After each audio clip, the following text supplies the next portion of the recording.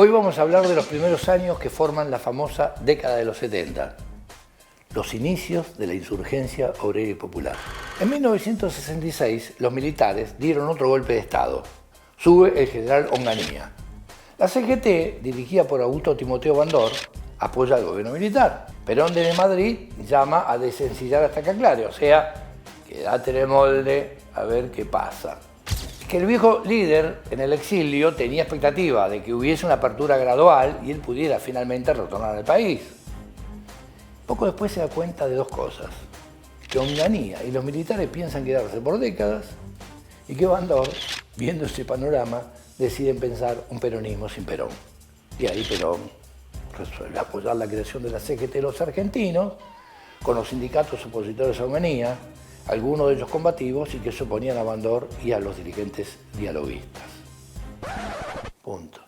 A poco de asumir Onganía, intervienen las universidades y la llamada Noche de los Bastones Largos ocupó sedes y golpeó salvajemente a los estudiantes, y eso provocó el exilio de cientos de científicos y profesores reconocidos, como César Milstein, que se exilió en Inglaterra y que más adelante será Premio Nobel de Química. En los años 67-68 empiezan algunas huelgas duras, huelgas largas, que son derrotadas, como es el caso de Destilería La Plata y antes había sido en los portuarios de Capital.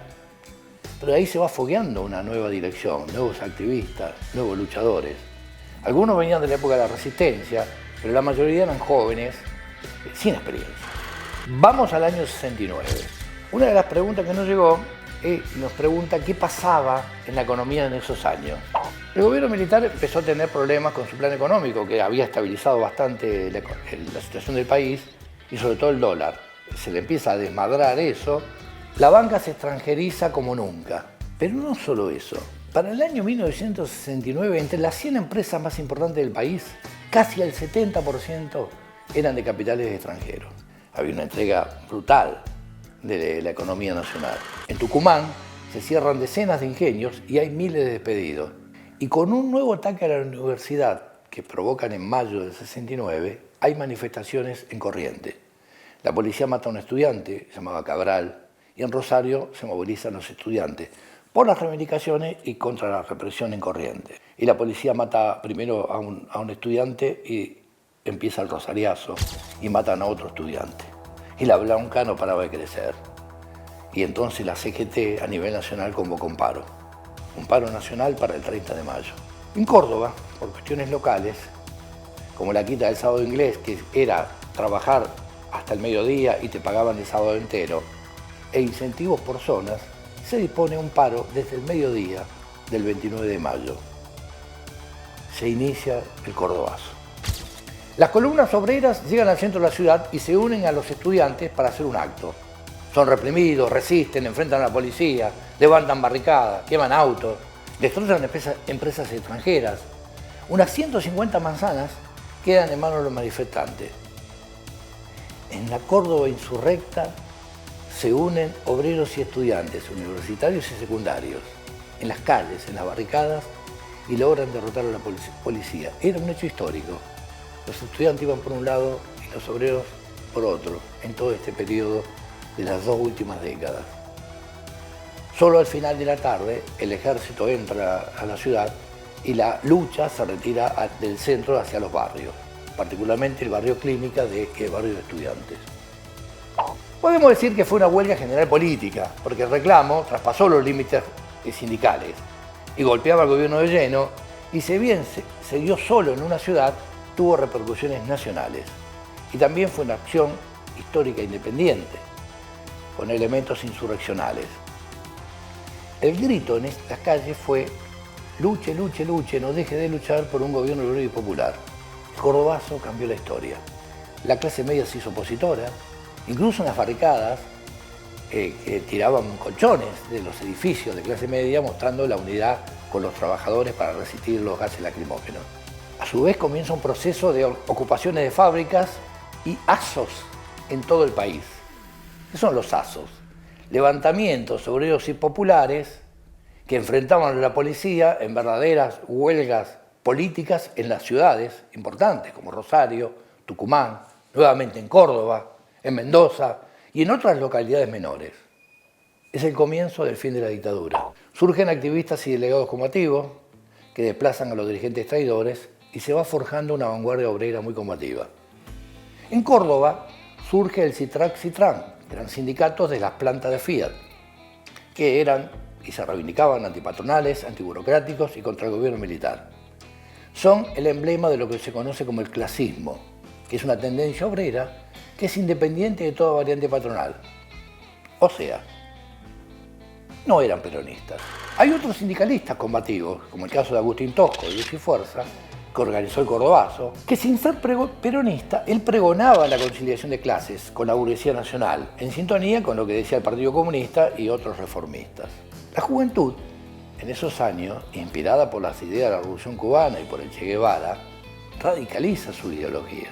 Quieren cambiar la sociedad de raíz, terminar con tanta injusticia, desigualdad y la entrega de nuestro país al imperialismo. Surgen decenas de agrupaciones estudiantiles, la izquierda crece, se inserta entre los trabajadores. Las ocupaciones de fábrica son con rehenes, porque había que evitar el desalojo y la represión militar. Como diría Perón, la violencia en manos del pueblo no es violencia, es justicia. Y como dijimos en la introducción, todo esto se da en un momento que hay un fenómeno ascenso que sacude al mundo, desde Vietnam a Estados Unidos, desde México a Argentina, desde Europa a los países que estaban detrás de lo que se llamaba la cortina de hierro, que era la influencia que tenía la Unión Soviética, como es el caso de Checoslovaquia. En Perú, en Bolivia, en Chile, en Uruguay y en Argentina, el proceso es abiertamente revolucionario. La etapa que se abre es una etapa que plantea poder darle jaque al capitalismo.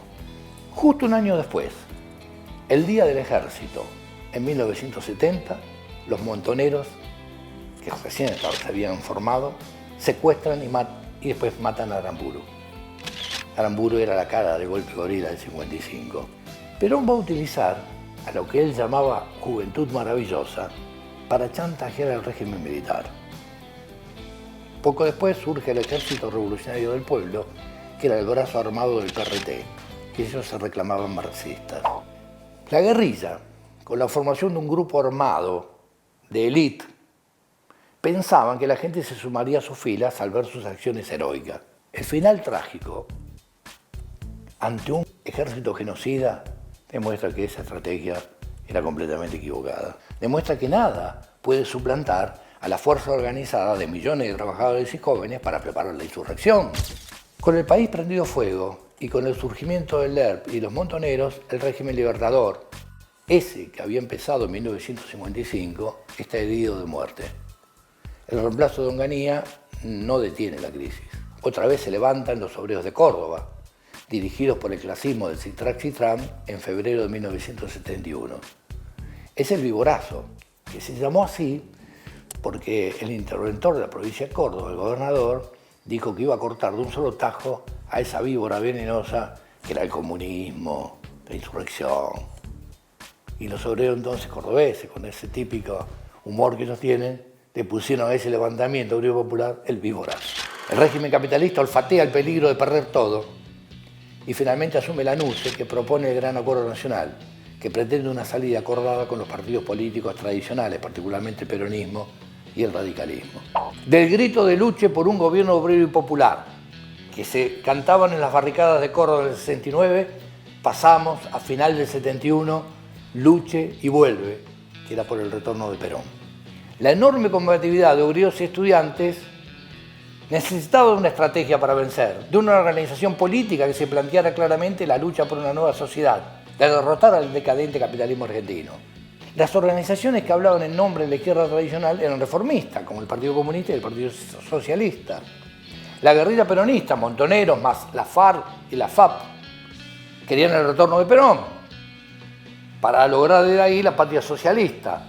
El ERP solo le interesaba la guerra de bolsillo, o sea, entre aparatos militares y no la organización revolucionaria, en perspectiva insurreccional, de las masas obreras. Eran el reformismo armado, como veremos en los siguientes episodios. Los partidos que se reclamaban trotskistas eran muy débiles. política obrera de Jorge Altamira había surgido hace unos pocos años y eran una decena de militantes. La corriente de Nahuel Moreno, más fuertes, habían ya sufrido una decisión enorme, poco antes del Cordobazo, que se van con Roberto Santucho hacia lo que fue la fundación del ERP.